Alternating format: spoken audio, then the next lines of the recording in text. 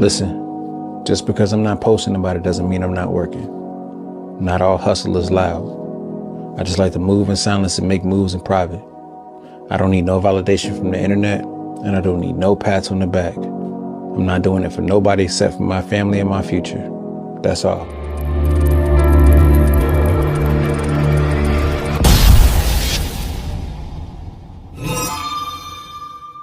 What up, people? Really quick before we get this video started, how many guys subscribed? Hit the bell so you can get notified. And do me a favor, interact with the videos and leave comments. It don't matter if you agree or disagree, either one are welcome. Anyway, let's get to this video. So we're going to talk, what are some reasons that make you fail in trucking, especially in 2023. Crazy thing is, a lot of guys, they get into trucking, right? And it's like the fast lane, right? They go from an ordinary job, making them minimum wage or whatever they made. They get the commercial driver's license. Congratulations. It's a great feeling. We all had that great feeling when we got a commercial driver's license, right? And there's nothing wrong with that. It's what comes after that that hurts a lot of the guys out there. And what that is the mindset. So when you first get your commercial driver's license, you really don't have a mindset yet. You're like a brand new baby in trucking. But when you go to the mega carrier, and understand, and this is one thing crazy with these mega carriers, is they get you with a clean slate. You don't think nothing about trucking, don't have the experience about trucking, even think anything about trucking, you're brand spanking new. So when you get into trucking, they program you with a mindset. The problem is, guys, is the programming that they use, it only benefits them. It benefits them to make money on you, and the programming is made for you to not level up in trucking, not do better, but just to do what they want you to do and for them to succeed. Think about it. If you're a parent, when your kids are little, they only know what you teach them. They only know what's right and wrong of what you teach them, right? Now, your opinion on what right and wrong is that you teach them could be different than the world's, right? But they don't know that until down the road. See, that's what's wrong with trucking. And for folks who want to be successful in trucking, is the first thing you guys got. Again, there's nothing wrong with working for the mega carrier, but just go in knowing they're going to program you to only benefit them and not to benefit you. And as long as you guys understand that, you're going to be okay. So you go to the mega carrier and you make decent money, right? You're happy. You got your new commercial driver's license. It's a great feeling. You get into the truck. You're the trainer or whatever. Then they give you your own truck. There we go again. There goes the adrenaline. Oh my gosh, you're so excited. I got my own truck. You go home, show it to your family, and you're making more money than you were working at McDonald's or wherever you came from. And you're excited, right? You're excited. Well, one thing, and this is my opinion, number one thing that hurts people from being successful is they're always in the fast lane. They get this truck, let's say it's drive-in, and they're just happy with that, right? And one thing I try to teach people is try to learn all the lanes. Drive-in, flatbed, tanker if you want to do tanker. Just all the lanes, right? Because You start doing you start doing dry van, you're new. What if you do flatbed and you like that more? What if you do tanker and you like that more? So the first thing is people get comfortable with where they're at. And when that starts, here's the next thing that happens with that.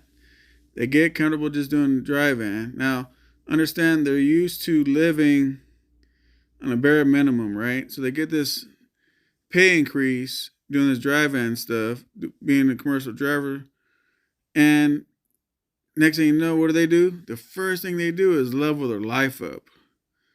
They level their life up to their pay, right?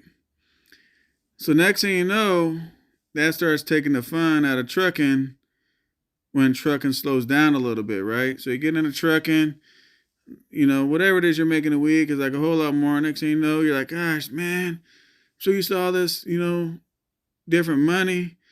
They go out, they get a better house, way more expensive car, or maybe a car payment, and, whatever it is they do, right? And most of the time when they get into trucking, it's when it's at a busy peak season. And one thing I would tell people is this: before you level your life up, right? Wait like a year. Wait like a year. Find the busy times in trucking and then the worst times of trucking when it's slow.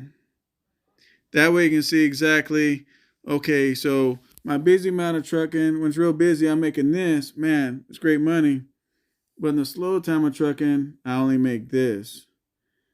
That way you don't bury yourself in a lot of debt.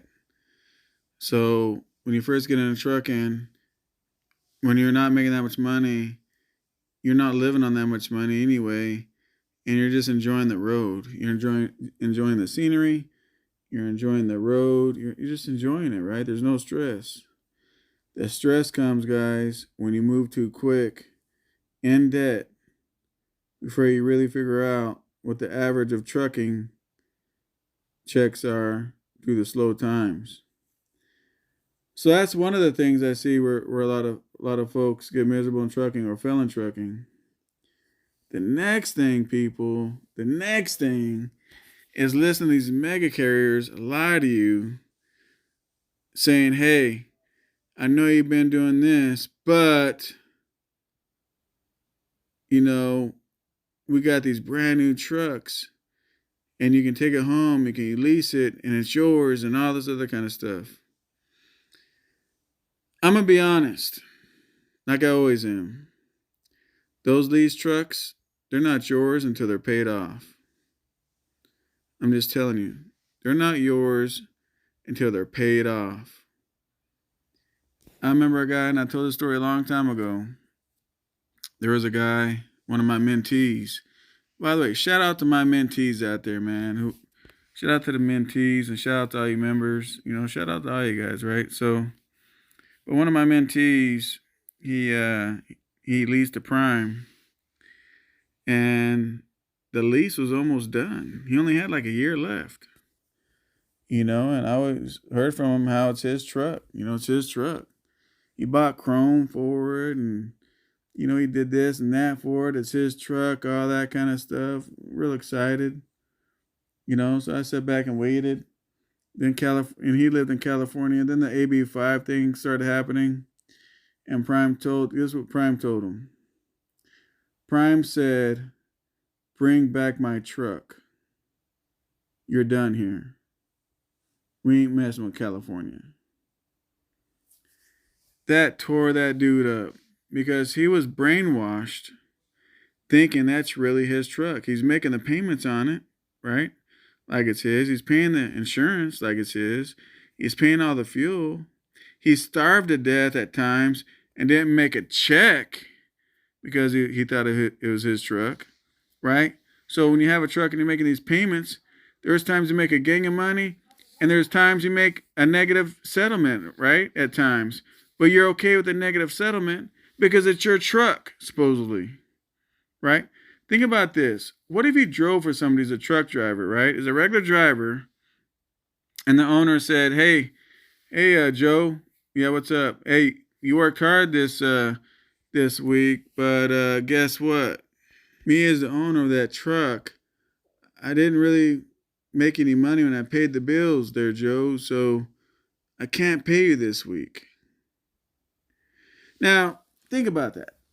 If you drove for somebody and somebody told you that, what would happen? I'll tell you what happened. You guys would be batshit crazy. You guys would be pissed. You guys would get on social media. You go everywhere. Hey, I worked all week long and this fucking idiot didn't pay me. Wouldn't you? Why is it different when you guys lease a truck? Again, the truck isn't yours. As much as they want to tell you to, the truck is not yours until it's paid off. Then it's yours. Then you can do whatever the fuck you want with it. While you're still making them payments, they can tell you to bring the truck back, and there ain't shit you can do about that. You guys agree? So that's one part of the programming that I'm talking about with these mega carriers, to where they program you guys in your mindset that benefits them and not you. Because regardless, they're going to make the money. You pay all the bills on a lease truck, and there's times you guys get negative settlements. You work all week and don't get a check. And in your mindset, you're okay with that. Where does that make any sense? Where does that make sense? That somebody's away from their family, living in a truck, in a suitcase or whatever, eating shit food, and through the whole week, you don't even get a check to show for your hard work, and you guys think that's okay because you're programmed that that's your truck. Does this make sense, what I'm telling you guys about? So when you first get your commercial driver's license, it's exciting. And if you have to go to a mega carrier, that's cool. But when they want to sink you guys in these leases to where you don't get a check, what does that do for you guys? Well, if you ever decide to get on your own, you can't because you can't afford it. Right? That puts a hardship on you guys financially if you got a wife and kids. You guys really think your wife, your girlfriend, whatever, your kids that are hungry, you go and explain to them how that's your truck and you ain't got a check? You know what that does? That starts getting your kids and your wife or girlfriend or whatever, they start hating trucking.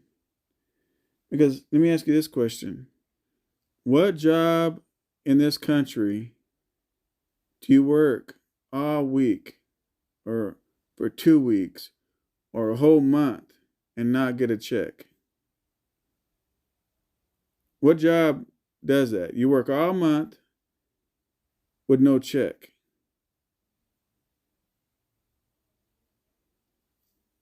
And that's one of the things why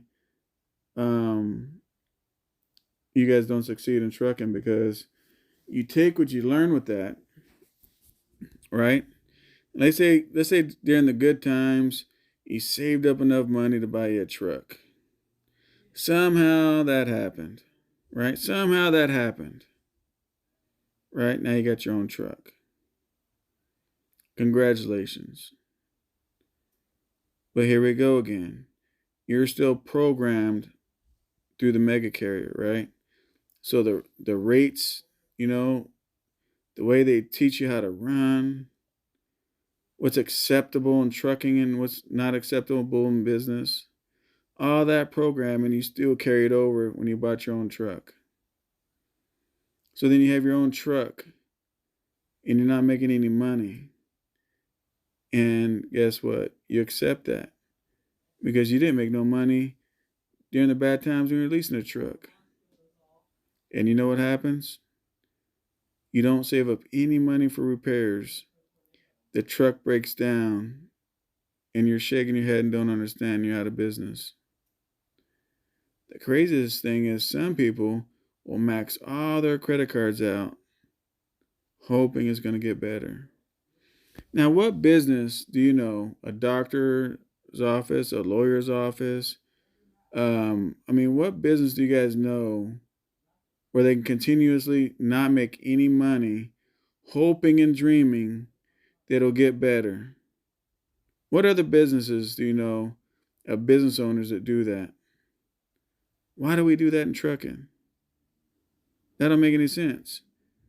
If something's not paying you, stop fucking doing it, right? If something's not paying you, you got to rethink the situation.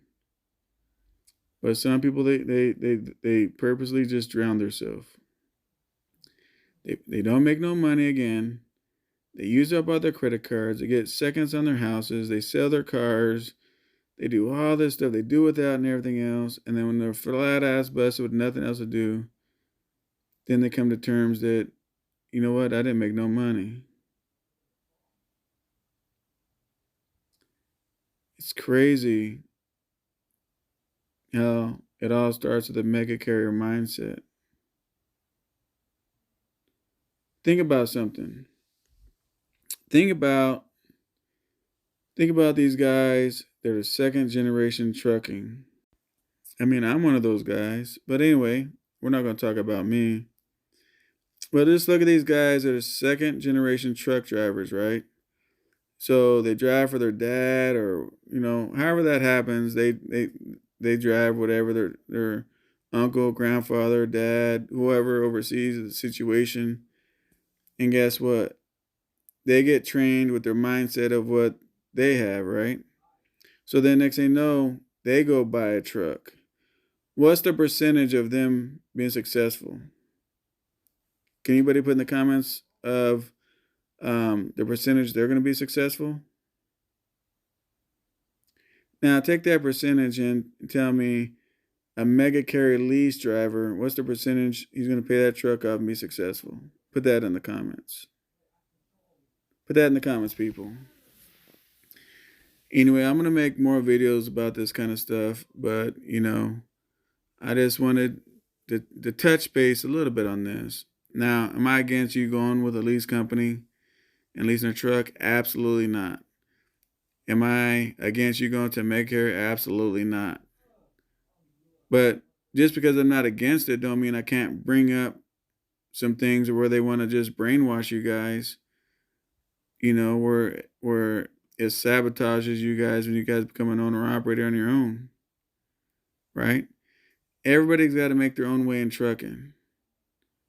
But all I got to say is, every time you guys level up in trucking, if you go to a lease truck, then go to an owner operator, buying your own truck, give your own business the clean slate of your mindset that you gave the first mega carrier that you guys work for. That's all I'm trying to say. If you don't want to, that's on you. This is my opinion of what I see. These are some reasons why people are not successful in trucking. And I'm going to continue making more videos, hopefully, of more reasons why people are not being successful in trucking. But this video just starts out because this is when you first get your commercial driver's license, what most people do. Anyway, I'm out of here, people. I hope you guys enjoyed this video. And put in the comments what your opinion is. I don't care if it's SoCal, you're crazy as shit, or hey, SoCal, I agree. Let me know. When you guys hit the like button and make comments and shit like that, that just tells me, hey, I should make more videos on this kind of topic, or I shouldn't. Because the last thing I want to do is waste my time and your time on some shit you guys don't want to learn. All right, guys. Till next time. Thank you for rocking with me.